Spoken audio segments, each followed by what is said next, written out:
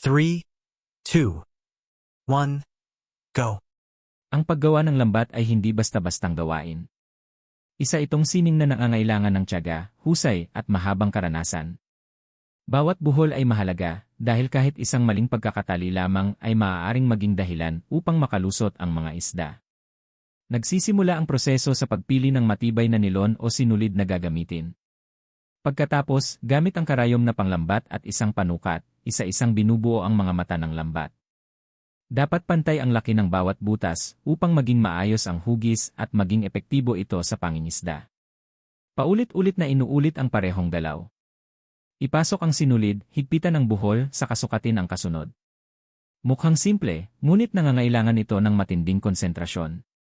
Isang pagkakamali lamang ay maaaring makaapekto sa kabuuan ng lambat.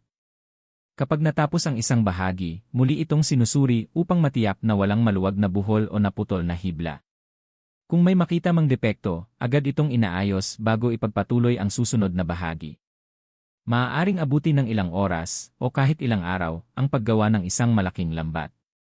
Ngunit para sa mga bihasa sa gawain ito, bawat buhol ay bunga ng sipag at dedikasyon.